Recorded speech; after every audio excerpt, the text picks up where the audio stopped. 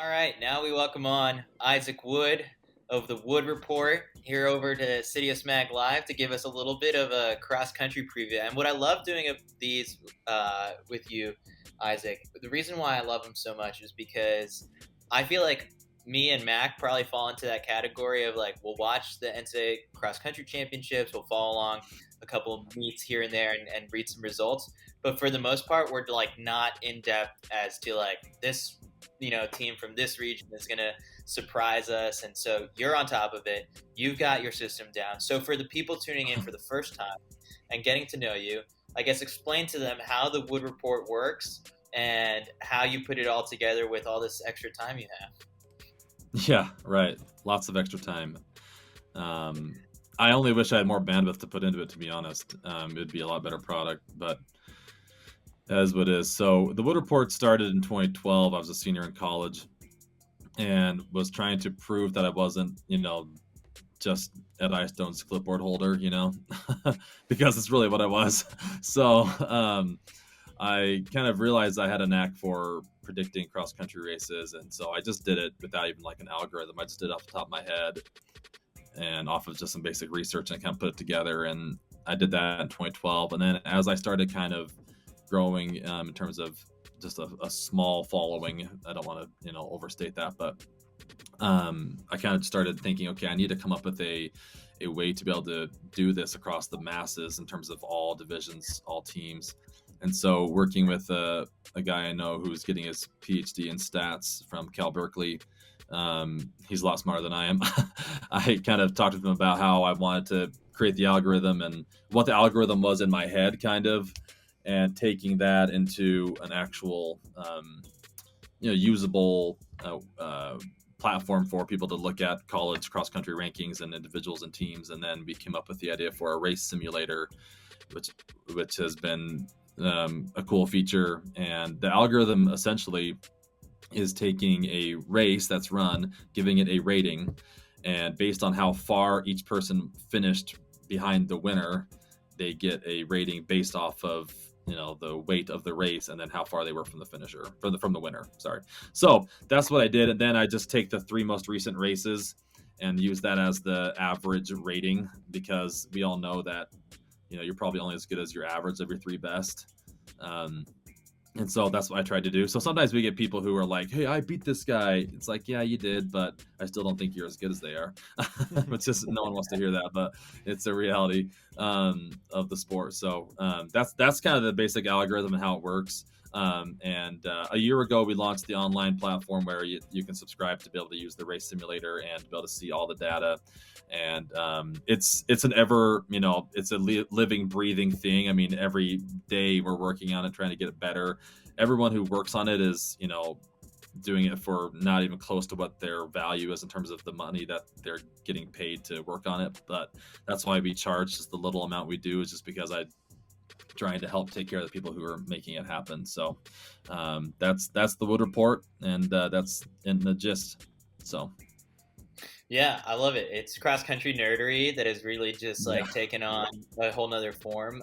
My favorite thing is like trying to blow it up as much as we can to get this thing to be like universally known that cross-country runners are talking about their Wood Report ranking. And I think we did it a couple years ago with CITIUS, and the Wood Report, it was ahead of time. We released what the projections were before the NCAA championship, and it was up to the athletes to try and like beat their Wood Report ranking. And it was funny because Jamie Morrissey from Michigan was the only person I think who like matched her exact sort of number, and you accurately predicted it. And so she's like the number one testimonial we have that this thing is super accurate. Sometimes it is, sometimes it isn't, but thanks. I'm glad that one worked out. When you released that, I was in the banquet for cross country nationals, and legit there were people around me looking at it, and I'm like, oh, hide. I needed to find a place to hide or something because I didn't want to see anyone who was in that room who I'd put them in like the 200 club or something, but anyway, that was a good time. Yeah. Someone's got to be. Yeah, and I've definitely heard coaches using the race simulator quite often, like going into certain invites and regionals and nationals, and definitely use that as a way to know where their like third and fourth and fifth runner maybe should be, or who they should be keying off of. So I've definitely know college coaches use this, and especially the simulation thing. So I don't know. It's cool talking to you because I actually love this stuff. Even though I don't know much about cross country this year, I am excited about this. Oh, that's great. It's cool. I had someone help me make it so you can, even if you disagree with me on the race simulator, you can actually click and drag someone's place, and it'll update the team finish as you click and drag them, which is kind of nice because certainly I could be wrong. and if a coach is like, hey, I think he's right, 4 of our 7, but I actually think our 5, 6, 7 are going to finish this way, or I think so-and-so is going to win, or whatever, you can just click and drag and change the results however you want. So that way you can see what would happen based on your own opinion. So cool. Yeah, that's totally. cool. And there's the coaches who decide to withhold as much information as possible, and so they might know something, and so they can manually input that information in there and then start to play around because they'll know we're using this guy and he's probably in this shape. So you just never know how they're using it. So I'm curious now, because this is the second cross country championship that we have in this calendar year, which is rare. Did that make this upcoming cross country championship easier to kind of project? Because for the most part, a lot of it is the same. A lot of the returning people from last year, and the teams at the top haven't changed too much, right? Yeah, I think it's easier and harder. I think it's easier because you kind of know what you're getting with a lot of the teams in terms of who they bring back and how they ran at NCAA's last year. I mean, the only real difference is they ran outdoor, and then they had a summer to train, and then they had this fall. So, of course, you're going to have injuries. You're going to have those who have market improvements for whatever reason, and those who have just given up hope because they're seniors and they're not on the traveling squad, or they're, like, we all know those types, right? So, but I think it's in some ways it's harder because there were some teams who just weren't full strength at NCAA's last year in cross country because they focused on indoor track. And so it's hard that makes it a little bit harder. Like, you don't quite know for sure how some people are going to run at the NCAA's because they haven't really run a true one yet. And so, but I think in general, though, it was easier to have a better idea of where people are probably going to be. The only thing that really changes, really for me this year, is the difficulty of the course. That's the real difference maker, right? I mean, last year, Oklahoma State's course is maybe, for a lot of people, it's the hardest cross-country course they've ever run. And it was just a war of attrition, right? I mean, BYU had a guy in 12th place through the last 200 meters of the race, passed out and didn't finish, and got 7th overall as a team, and they would have been 3rd or 4th if that guy just finishes, right? I don't see that happening as much at Florida State in terms of people straight up just passing out because the course was so hard. I mean, people pass out in these races because they just push their efforts to the limit. But in general, I think it's going to be more of a who just flat out is the fastest runner on the day, and not necessarily the toughest. Isaac, do you think that because we have this sort of extra year of eligibility, are there any schools, or even your point of how difficult the course is, do you think any 6-year athletes are going to have a bit more of an advantage, maybe to do with anything with the course, or are there any particular teams that have an advantage that maybe had a bunch of 5th years last year that have another year of eligibility? Yeah, it's a good question. I mean, obviously, we deal with this a lot at BYU as well. The older you are, the better you're going to be, right? Typically, if you can handle the training and you've had consistent training. So, for the COVID super senior 6 years, you would think it would make a difference, especially those who were able to stay healthy and have just a really solid block of training from the end of the cross country season and outdoor track last spring, summer into now. Off the top of my head, like, I haven't really been able to really come up with someone that I'm like, this guy is a COVID 6th year and he's really, been a lot better or has improved a lot because of that. I do think the Florida State guy, Adriaan Wildschutt, is a 6th year COVID guy, I think. And so because of that, he's been able to keep running at the level he was. But the truth is, he was a top 3 guy going into the season anyways. And so I'm sure that there's more examples of that. across the men's and women's landscape. But that's the guy that comes to the top of my head off the bat. So let's talk about that FSU course, because it was a subject of a bunch of Twitter chatter after pre-nats. If you read the lap count, you obviously got Kyle Merber's take that it might be short. Then all of a sudden, FSU's Army attacks on Twitter and defends the course with all its strength. So I guess, Isaac, let's get your breakdown. How does this course factor into everything? Obviously, much easier than the Oklahoma State course. Times are going to be much faster. We already saw that this season. So, who does that favor, and like how much of a difference is that going to make in the team race too? Yeah, so I was a grad assistant at Florida State, and in 2013, and right. So this course we worked on, and it was pretty good then. It's gotten even better now. I mean, it's Bob Brayman's baby, and he's done a phenomenal job of putting that course together. When we talk about cross-country times, I will never get caught up in that talk. I don't think times in cross-country matter at all.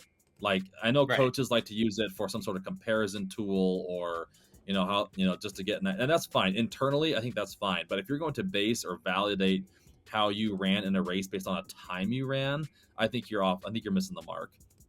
I think it's so much more about how you ran, how you believe you ran, your perceived, the perception of your toughness in the race, where you finished on your team, where you, like, if you beat people on your team that you normally don't beat, or beat people in a race you normally don't beat, then maybe, you're getting better or whatever. But I think comparing times has never been something that I think is worth your time in cross country. So when that whole talk was going in my head, I was like, the truth is, why are we even wasting our time talking about an actual time in a cross-country race?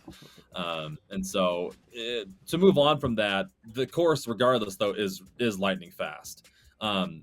There's two hills, if I remember right. They're on kind of the back ends of the course on either end.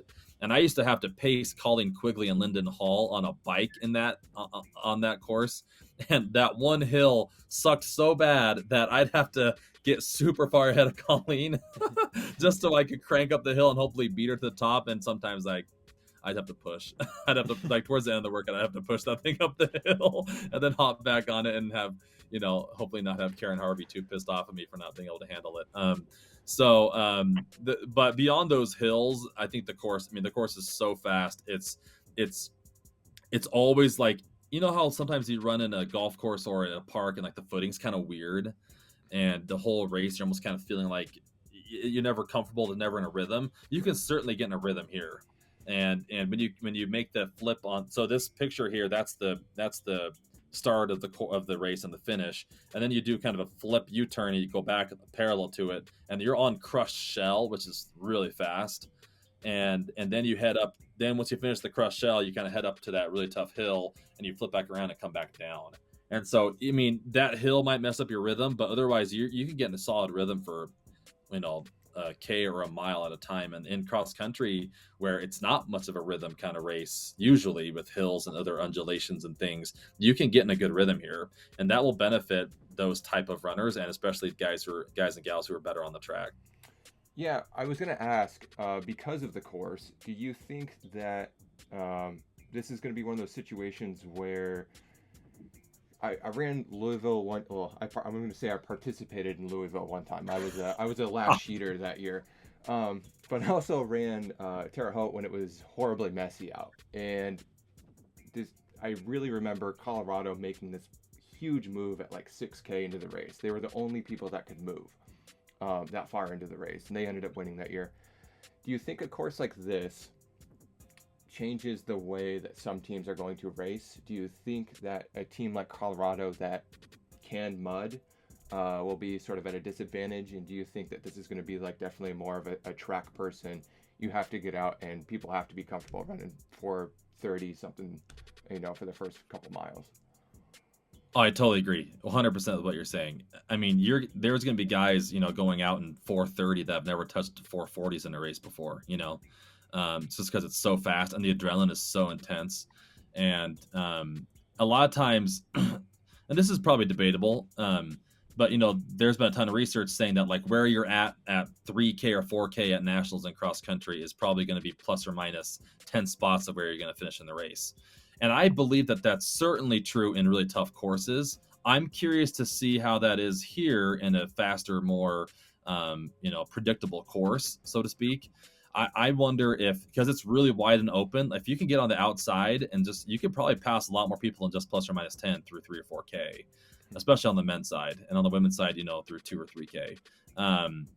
And so I think it definitely helps those who have good track speed, who are capable of kind of changing gears on a dime to be able to go past people and kind of make one big move and one big push. Certainly because the weather is going to be good as well. I think that that won't be a mitigating factor here. So those who typically haven't run well in cold or rainy days, you can kind of throw that out as well. I think it's going to be pretty much, there's going to be nothing about the course or about the weather, in my opinion, that you could say really impacted the day. It's going to be who can flat out just run faster than everyone else.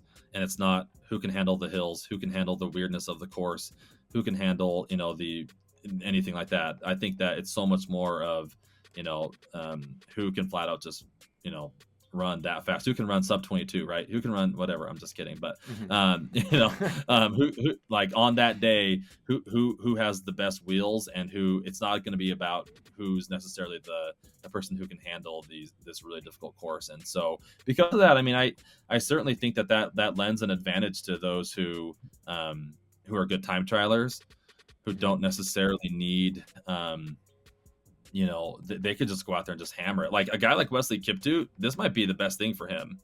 He loves to just get out there and hammer it. I mean, if he's not out in 2:30 for that first K again, I'd be surprised.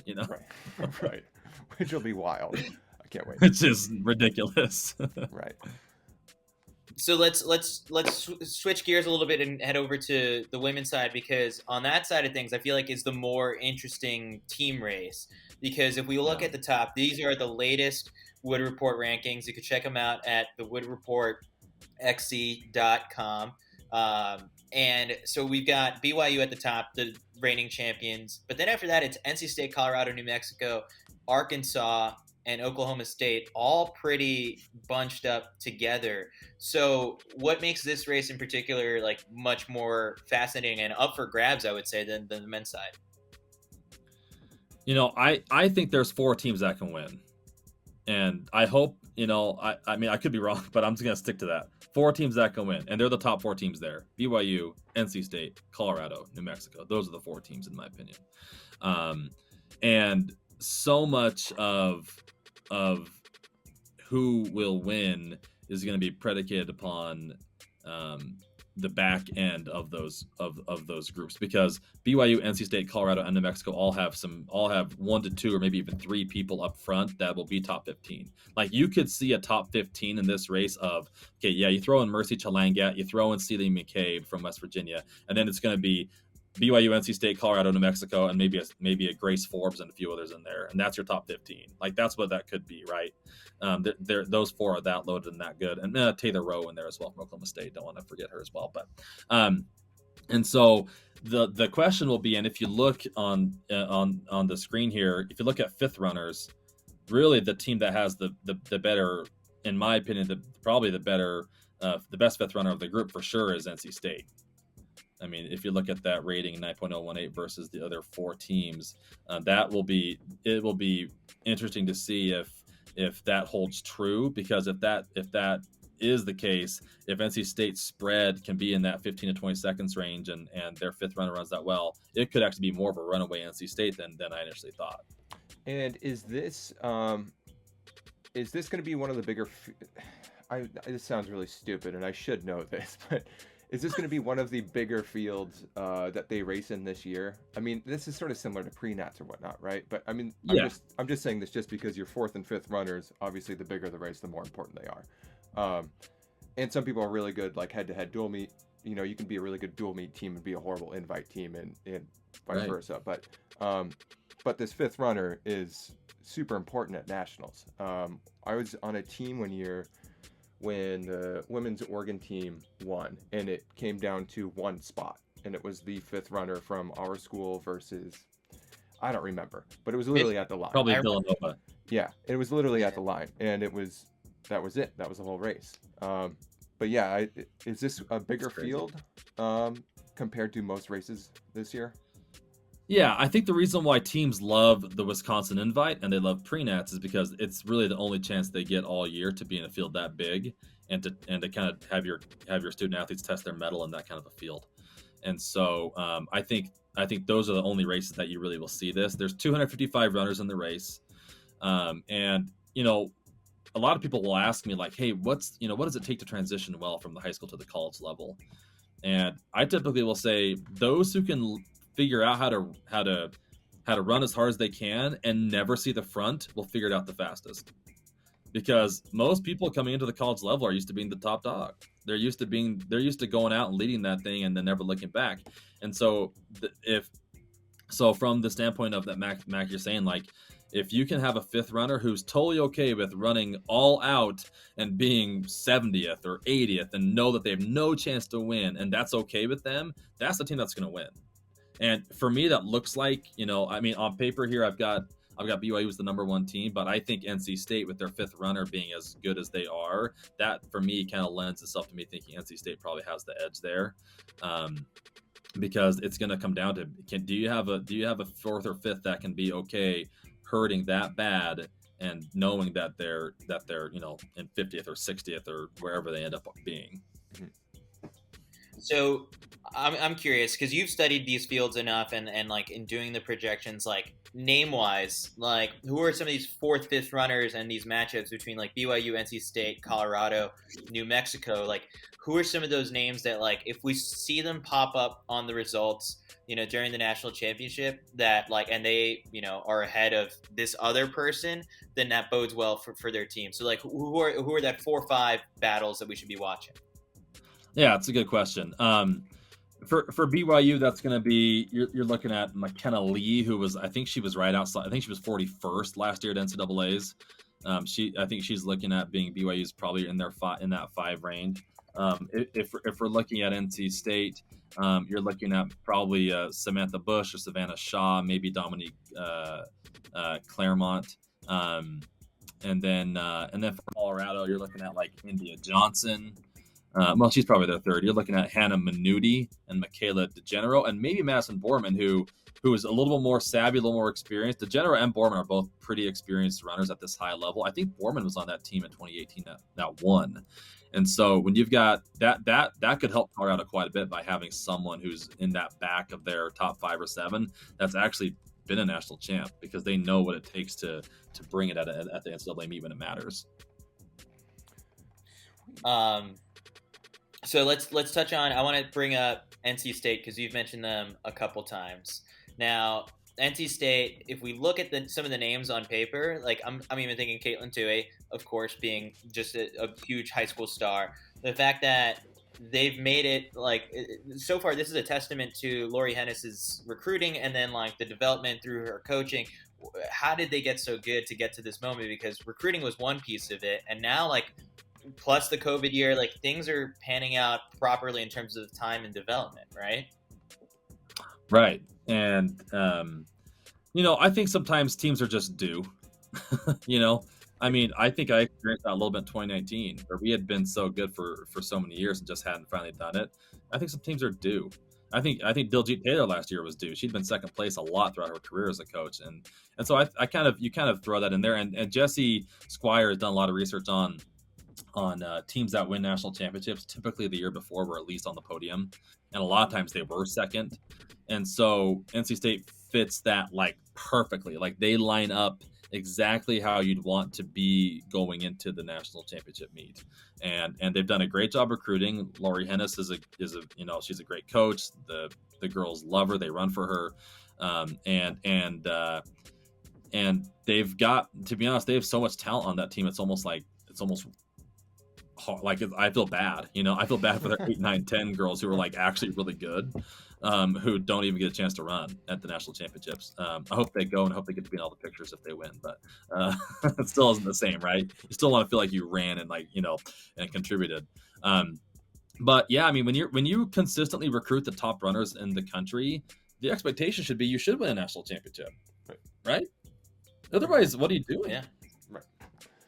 No, absolutely. Yeah. And but it's also really tough too. And obviously, I mean, there is definitely a difference of, um, I don't know, recruiting men out of high school, recruiting women out of high school, and then getting those teams to, like, there's just different dynamics. It's not the same thing for men's teams. It's not the same thing for women's teams. And to have a longer lasting women's sort of dynasty or a consistent team, I think has proven to be a little bit more difficult than the men's side, historically. So I think anytime you see a women's BYU or a Villanova or an NC State, you can like really see, I don't know, good coaching, good culture, and stuff that like keeps a consistently high level of performance. I don't know. It's something that's, I think, pretty unique and really tough to do. So when it happens, I think it's nice to highlight. Yeah, I think you're 100% right. You bring up a really good point too. I think it's much harder to have consistently really good women's teams than men's teams. And I don't know if I even know how to delve into the details of that, other than I think Mac hit it on the head too, that it's probably just stems to culture. Like, can you plug and play these women into your culture and have them just flourish, right?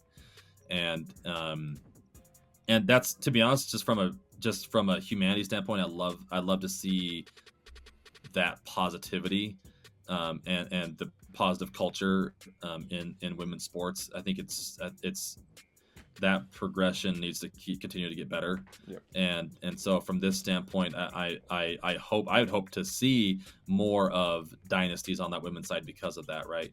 Yep. And I think the BYU, the NC States, the Colorado, the Villanovas, the Arkansas, I think you're, again, Mac, you're right on there, that like I think they're getting there to the point where like they have that culture, they have that kind of plug and play mentality where you come into this program, this is what you do, this is how you're going to do it, and we're going to do it the way that's supposed to be done.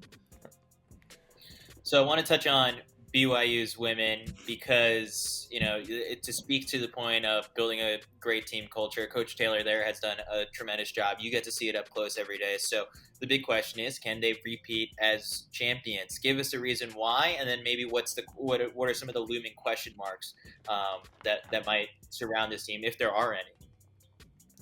Yeah, I mean, I think if there's a reason why, it's because they've been there, done that. They know what it takes, I think same full squad from last time. It's the same. Yeah, it's the same team.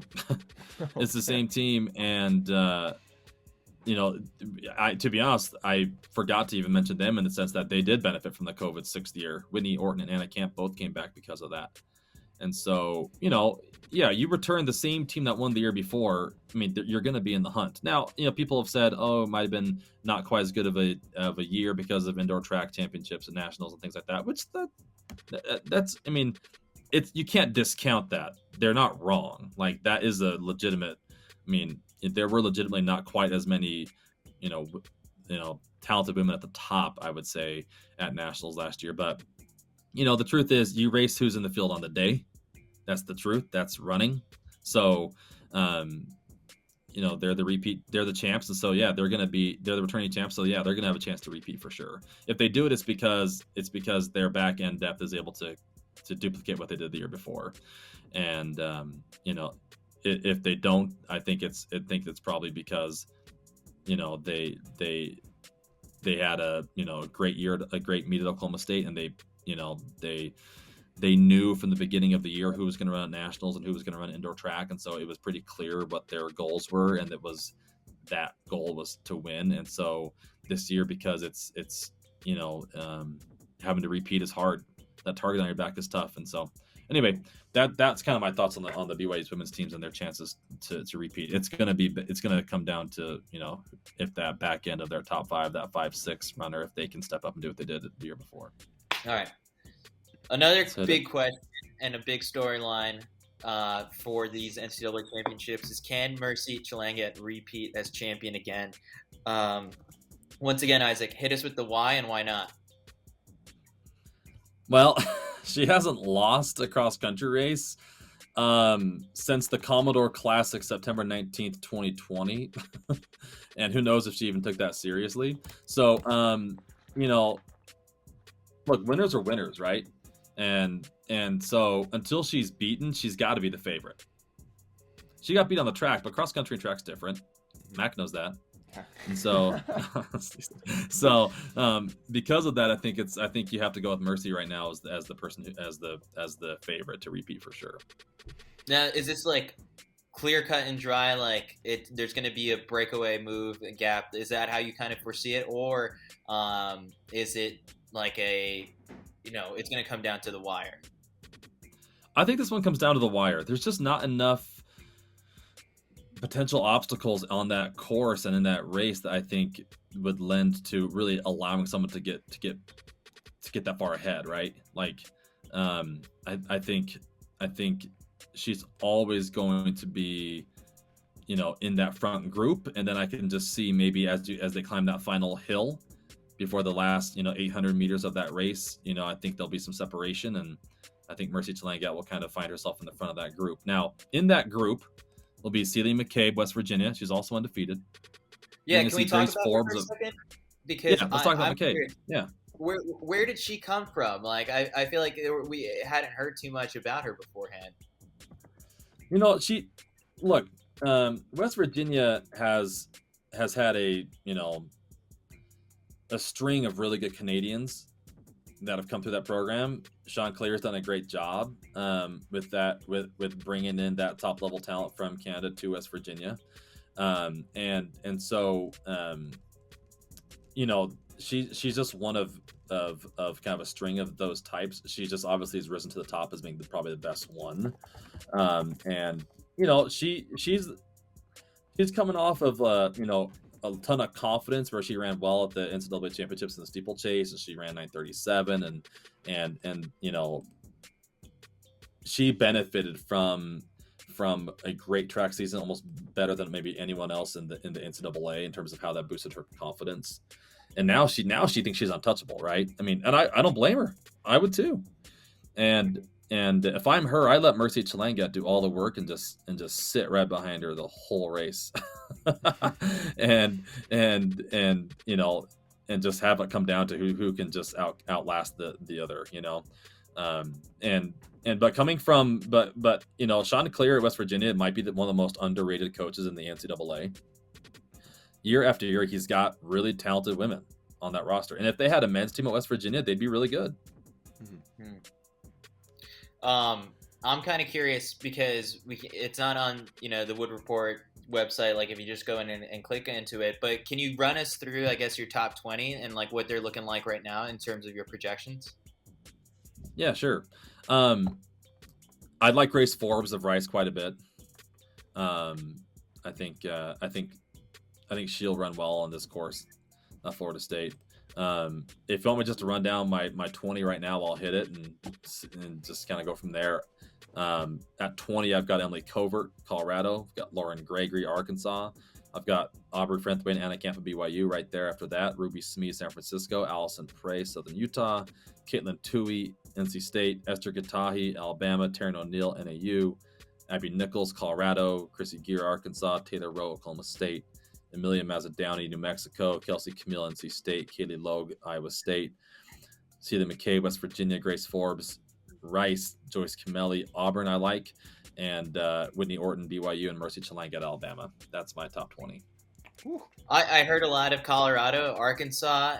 Where in your projections is the race made? Like, that battle for fourth, fifth, those fourth, fifth legs? Like, where is that? Is it 70s? Is it 80s in your projections? For the win, you probably need to have 5 in that top 50. Okay. So it's going to be in that All-American cusp range, like who's in that, who's got a chance at All-American, and if you can get 5 in that range, then you're going to be in the hunt for sure. You're going to be sub 100, and if you're sub 100, you're going to have a chance to win. Remind us, what was BYU's score, and what did they pack in last year? Oh man, last year were they like 12, 15, 17? Someone in the high 20s, low 30s, and then 41, I think. And that was with Whitney Orton being hurt, right? Yeah, she was just running off of guts. Oh. Yeah, really impressive. She's tough as nails. Yeah. All right, we'll go to the men's side now. We've got, I guess, the big team race is NAU. Like, defending champions. The phrase that I think you kind of threw out when we exchanged texts about this was dynasty, and like that conversation is gonna maybe happen if they pull off this win. So right now we're looking NAU, Notre Dame, BYU, Colorado, but is this really NAU's to lose? Yeah, you hate to judge regionals too closely when you have teams that know that they just gotta do as little as possible and get in, right? That's what you want at regionals when you're a top level team, because you got 8 days between 10Ks. So like anyone who's done that knows that's pretty hard. And so especially having had to do it at altitude for NAU, BYU, and Colorado, it was who can do as little as possible and still win, still qualify, and then set themselves up to win at NCAA's. Until I see otherwise, I still think NAU is the best team in the country. And you throw in George Cush, who didn't run at regionals. I think he would have been top 10 at regionals probably, and that would have put them right smack even with BYU. And I thought BYU had a really good day, almost not meaning to, but sometimes you run better when there's that lack of pressure, right? And so, yeah, I think NAU, if they win, which my prediction is that they will win, they're the best team in the modern era. Modern era meaning probably like since the turn of the millennium. Like they're the best dynasty of NCAA men's distance running there is. Like I don't know how else better to put it, especially from a cross country standpoint. Yeah. How did they do at regionals? Because and what you said is absolutely correct. And just from experience, as well, like if you were good, if your team was good, generally you would really purposely underperform at regionals. You would just treat it as a qualifying meet, and that was it. Like that meet doesn't matter if your team is good enough and you're going to make it. I will say one year where we tried to purposely run slow. I think this is my last year. We were on like a flat grass like golf course, and for whatever reason, Parker just got antsy. Like Parker likes everything to be hard. So Parker Stinson takes off, I want to say like 800 meters into the race. Collectively, it's like us, Stanford, whoever else in that region. Like, all right, we're running slow. And then Parker's like, no, this is boring. I'm going to go run hard. I swear we ran probably a minute faster than we should have. And I swear that entire region, because, Stanford reacts to him and Ed's getting antsy because the Rosa brothers are taking off, and Ed's like, I guess I'm going to go too. And then so everyone's third runner starts going, and I'm running under 30 minutes for 10K, and I have no business doing that at regionals. And then, I ran absolutely horrible 8 days later. But that was also dry course versus wet course. But regionals is definitely something really interesting. Like when you have teams that are just trying to fight and perform really well versus the teams that they know that they're locked in and the coaches have them all, toned down and whatnot. But back to go ahead. Go ahead. Oh, go ahead. No, but I was gonna say back to NAU. Are they the best? Are they the best dynasty in the last? What do you want to say until since Arkansas? UTEP? Yeah, UTEP. Since Yeah, UTEP 70, right? Right. Yeah, you kind of have to think that. Look, Eric Hines did a great job. Mike Smith stood on his shoulders and has done a great job. And they're bringing in the best talent. They're developing the best talent, and they're taking guys who no one's heard of and making them great. Abdi Nurba's not a big recruit or anything, right? And he's one of the best dudes in the NCAA. And so for now, they're they're the team. And if they don't win this weekend, I still don't know if that tarnishes the dynasty stuff too much, because the likelihood of them not winning but being second is still really high. Like I don't see them getting anything worse than second. And wow. So do you think it's true. Do you think that Oregon is suffering a little bit because of do you think they're suffering a little bit for how well they ran outdoors last year? Because I know when I was with Vin and Andy at Oregon, we really didn't care about cross country, and that was because as a program, we thought it was difficult to succeed at indoors, outdoors, have a late outdoor season, and then come back and do that over and over and over again. And I think that you've seen the opposite happen. Schools like Colorado, historically, really good at cross country. They'll crush people in cross country, but you don't see a ton of people outdoors scoring a ton of points. And that's not a knock. That's just where the school values their performances. It's one's not better than the other. Do you think schools like Oregon, or even like, say, like the women's BYU team or men's BYU team that ran pretty well outdoors, do you think that some of those track schools are going to suffer a little bit to, I would say, NAU, who, am I wrong in saying that they didn't have like a fantastic outdoor season, but they've been really good in cross country every single year of the last 5-6 years? It's an interesting thought, because you take what people do outdoors, and you typically, for me, as someone who looks at this stuff, way too much, you would think that it typically translates into someone being better in cross country, and it doesn't always work that way. And I think you're not wrong, and I think Vin and Andy are on the money in saying that, hey, I think it's hard to be able to do so well outdoors and to just flip it around and 3 months later be ballers in cross country. It's really tough. I think if you're really, really, really, really good, like like an Ed Cheserek level guy, yeah, of course you can do that, because he's just flat out better than everyone else, right?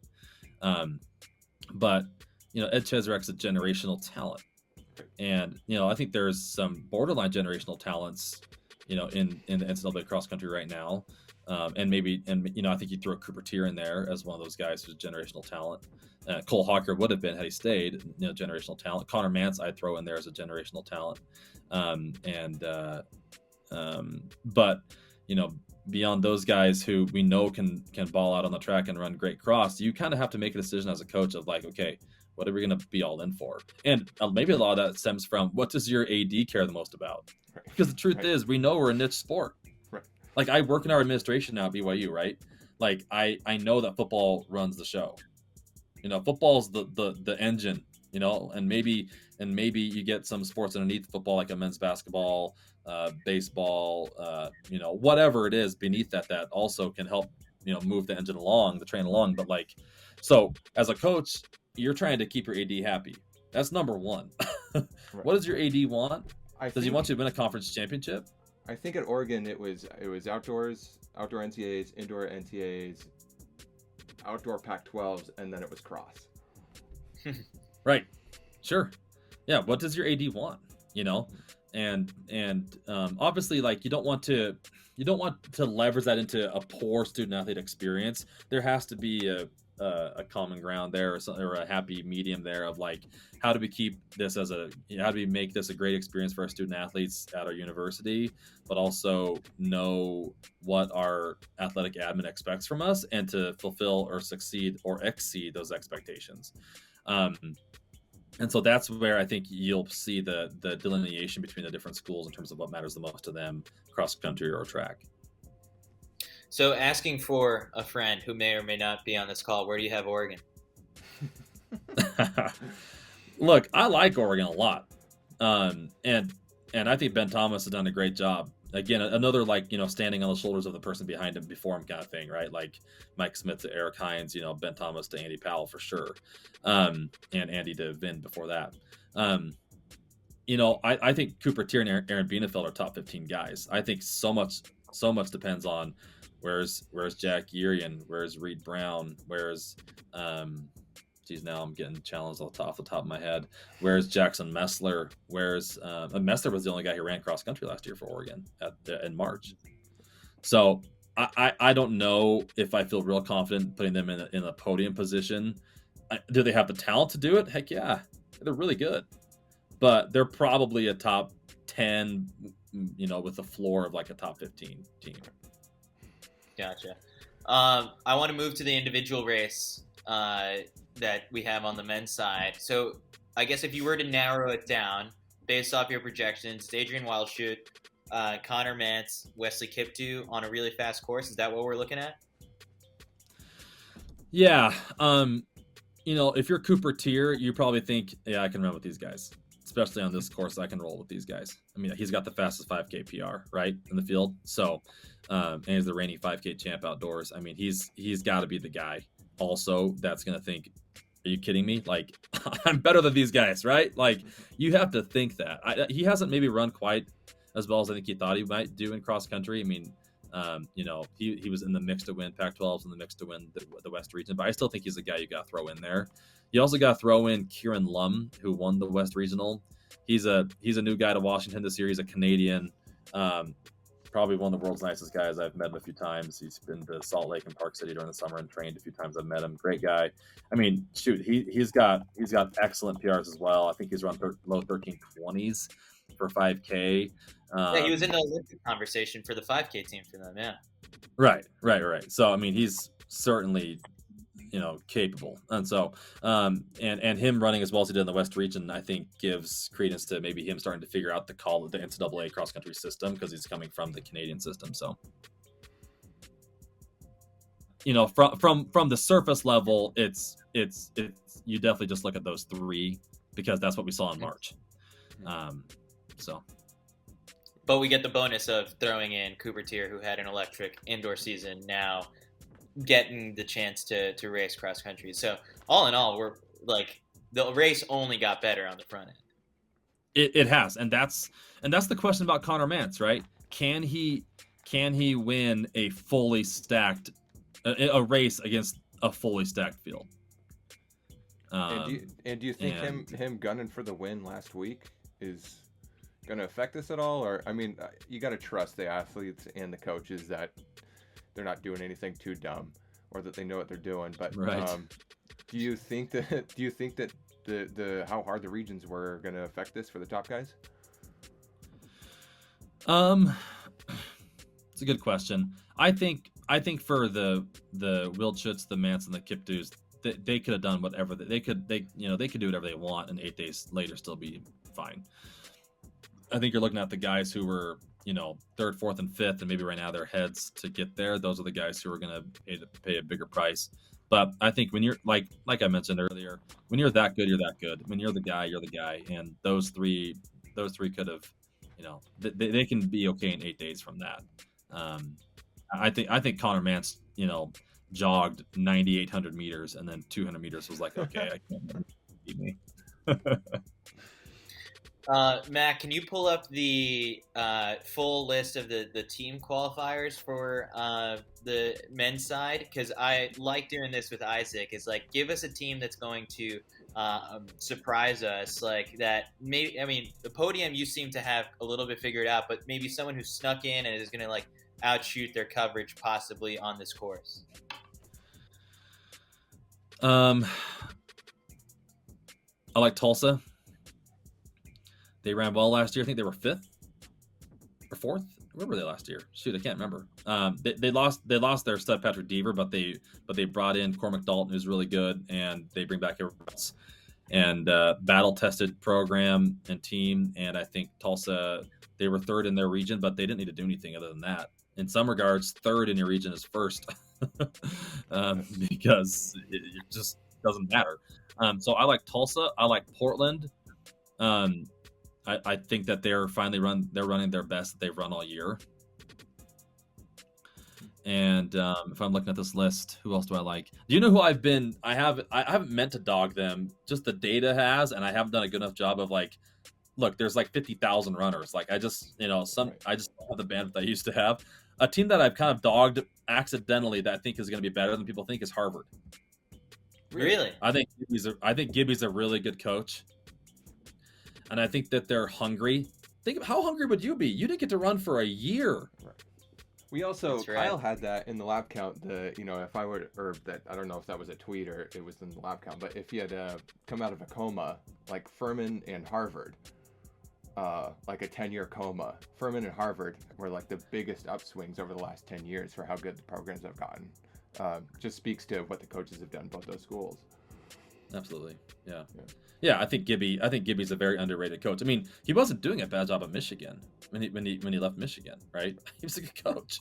But Michigan was good, you know? So, and he's just taking his talents to Cambridge, I guess, you know?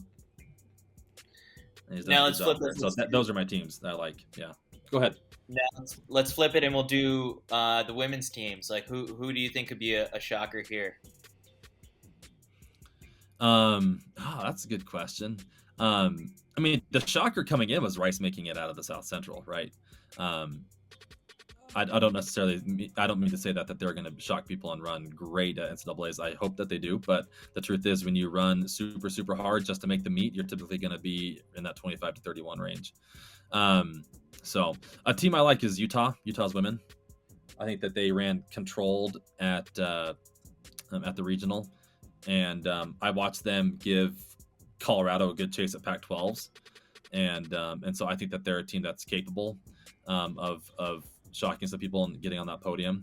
North Carolina is loaded with talent and have an experienced coach in Miltenberg and his crew.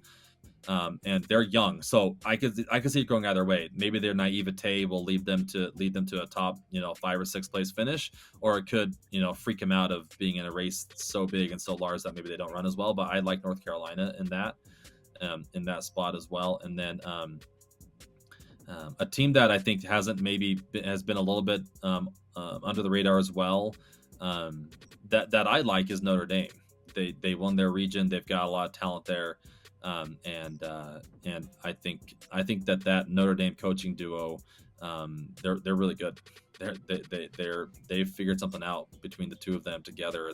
As there's a reason why their men's and women's teams are as good as they are. All right. So before we let you go, let's lock it in. Men's team champion, men's individual champion, women's team champion, women's individual champion, and actually let's go with your podium on both the men's and women's side. So let's ladies first. Women's individual winner. Give us your prediction. Mercy Chelangat. It's so wimpy to really go there, but I can't let my emotional desire to be different to dissuade me from making the obvious choice. It's Mercy Chelangat. Women's podium. Hit us. All right. Colorado 4. New Mexico 3, BYU 2, NC State 1. Wow. Okay. So the projections might have it BYU right now. Your heart at the moment is telling you NC State. Yeah. Is this a little bit of self-handicapping here? I appreciate you calling that out, and I was expecting it. I like the idea of a team finishing second the year before who reloads, being able to have a chance to do it again, to have a chance to win the following year. And so, based on how good I like NC State's back end of their top 7, that's what put that over the edge for me. Again, trying not to be emotionally invested here, right? So, men's individual champion. Oh, Connor Mantz. Gotta go Connor Mantz. Digging into the Mantz zone or wherever it is he takes it? Yeah, take it to the Mantz zone. Puts you in the pain cave and the hurt locker, whatever you want to call it. He loves it, man. He loves it. At what point do you think he's going to go real early here? I mean, I don't know how much you know of team strategies here. I don't know if you know too much inside here, but do you think it's an early thing, or do you think he's going to you think it's going to be like a last 3K type of deal? Knowing Connor, he's a very smart racer, so I think he'll let things play out. If it plays out that people are jogging and it's too slow, and he knows he needs to kind of run a little faster to get some of the guys who shouldn't be in the mix to win off his back, I think that could play out that way.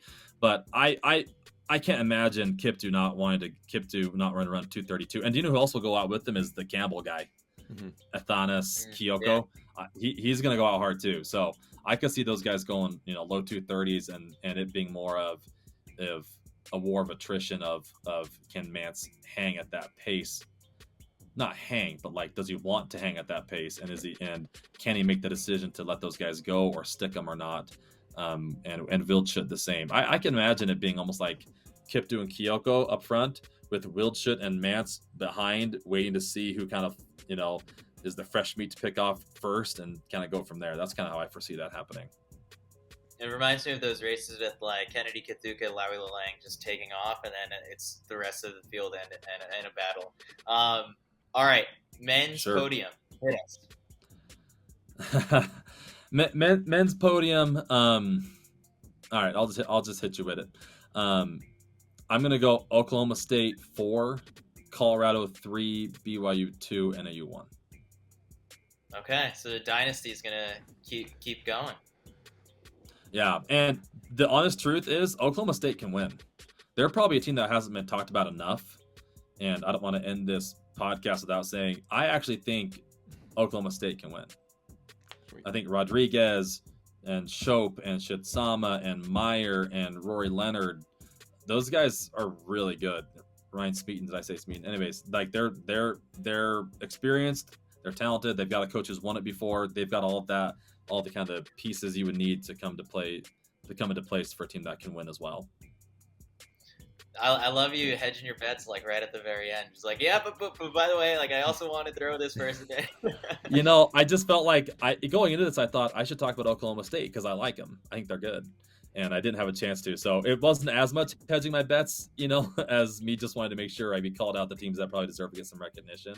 The same thing for the women with New Mexico. I think New Mexico, a similar idea to Oklahoma State, where they've got a coaching staff that knows how to have a team together ready to win. They looked really in control at the Mountain Region, and they've got the talent that's there to win as well.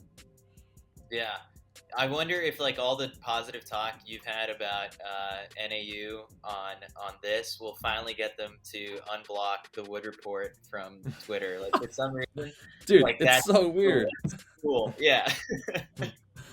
I don't know. The truth is, all I've ever tried to do is be a positive person in the sport. Honestly, you know what I mean? Like, hey, and so when people do that kind of stuff, it's weird. They might be rankings don't matter, so they have all of the rankings blocked. Maybe they've got Yeah, that's fair.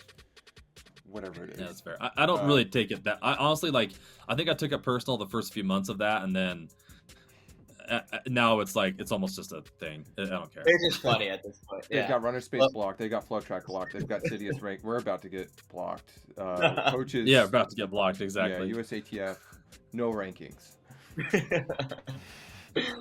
All right, Isaac. Well, I appreciate you doing this. As always, to lend and share your insight and awesome cross-country brain with us. So I'll be watching the championships and keeping an eye out for all the people that you mentioned, and turn into the person next to me and spin some facts out that you dropped on us, because you sharing your smarts with us makes us sound smarter too. So thank you. Thanks, dude. I'm gonna be there, so it'll be fun. Sweet. I'll look for you on the broadcast. Yeah, you'll see me. You'll hear me yelling or something, probably.